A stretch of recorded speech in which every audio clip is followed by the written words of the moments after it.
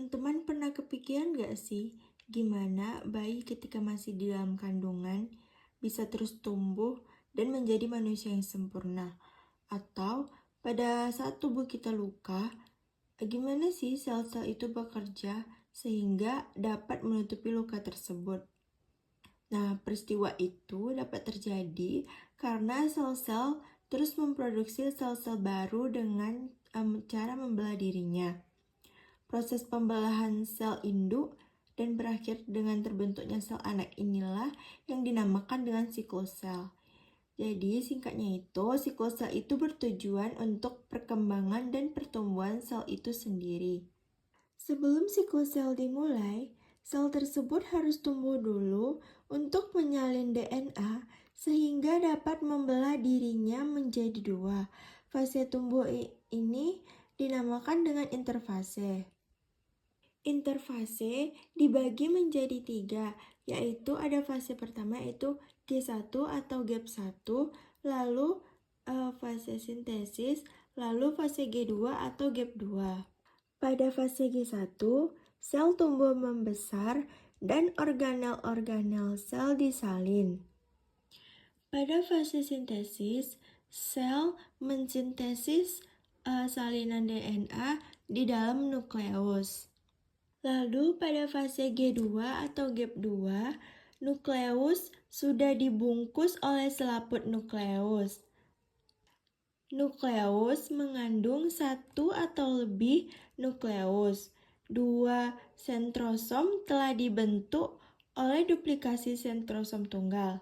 Setiap sentrosom mengandung 2 sentriol yang berfungsi untuk memisahkan DNA selama fase mitosis. Pada fase ini, kromosom belum terlihat secara individual karena belum terkondensasi. Setelah fase G2 ini, sel siap untuk memasuki fase mitosis. Jadi, pembelahan sel itu dibagi menjadi 3, yaitu ada amitosis, mitosis, dan meiosis. Pada amitosis, dia itu tidak melewati fase-fase seperti metafase, anafase, dan telofase. Jadi, ketika ada sel, lalu dia membentuk lekukan di tengah dan menjadi 2 sel. Nah, kalau pada mitosis, dia itu konsepnya itu dia itu 2N menjadi 2N. Nah, kalau pada meiosis itu dia dari 2N menjadi N. Nah, yang 2N ini kan induknya, lalu ini anaknya, dan ini induknya, dan ini anaknya. Pada mitosis itu, dia itu sama, 2N menjadi 2N. Jadi, dia itu identik. Nah, kalau pada meiosis, dia itu dari 2N menjadi N. Jadi, dia itu sifatnya itu non-identik. Lalu, mitosis itu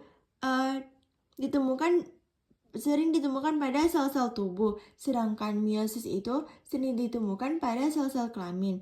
Dan mitosis itu hanya ada 1 kali tahapan. Nah, kalau pada meiosis itu ada 2 kali tahapan.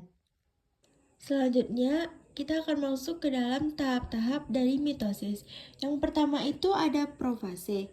Pada profase ini, kromosom-kromosom memadat dan terlihat jelas di dalam kromosom tersebut. Kromosom yang sudah terlihat jelas akan terikat dengan benang spindel. Lalu selanjutnya adalah metafase. Pada metafase ini, kromosom berada di tengah-tengah sel. Setelah terikat oleh benang-benang spindel, maka mereka akan berada di tengah-tengah sel. Seperti yang terlihat pada gambar, kromosom tepat berada di tengah-tengah sel. Lalu selanjutnya adalah anafase. Pada anafase ini, kromatid yang telah terbentuk yang awalnya berada di tengah-tengah akan berpindah dan bergerak ke kutub yang berlawanan. Setelah bergerak ke kutub yang berlawanan, terjadilah fase yang selanjutnya yaitu telofase. Pada telofase ini, kromosom-kromosom akan mencapai kutub sel dan mengendur. Setelah mengendur, membran inti akan terbentuk di kromosom. Jadi, setelah fase anafase, kromosom tersebut akan menyebar mencapai kutub sel. Setelah mencapai kutub sel, mereka akan mengendur dan terbentuklah inti atau dua sel anak yang identik. Selanjutnya kita akan masuk ke dalam tahap meiosis. Meiosis ini terbagi menjadi dua, yaitu ada meiosis 1 dan meiosis 2. Yang pertama yaitu meiosis 1. Tahap pertama pada meiosis 1 yaitu ada profase 1. Pada profase 1 ini, kromosom homolog berpasangan dan berpindah sila.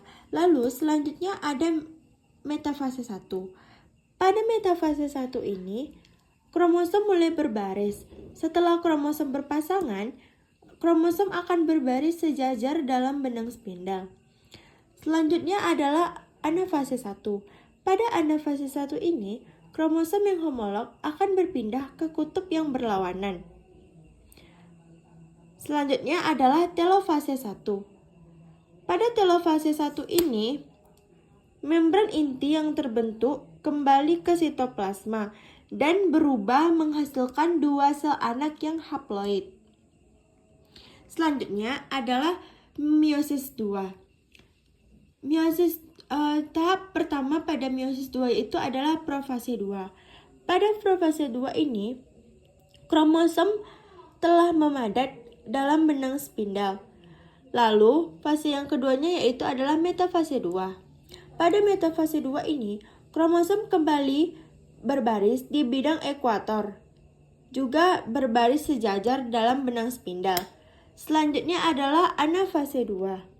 Pada anafase 2 ini, kromatid akan bergerak ke kutub yang berlawanan. Selanjutnya adalah telofase 2.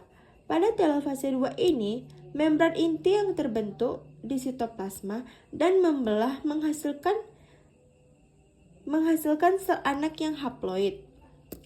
Setelah terjadinya telofase ini, maka akan terbentuk sel anak yang dihasilkan dari proses meiosis 1 dan meiosis 2. Jadi, pada meiosis 1 terbentuk dua sel anak yang haploid dan pada meiosis 2 juga terbentuk dua sel anak yang haploid.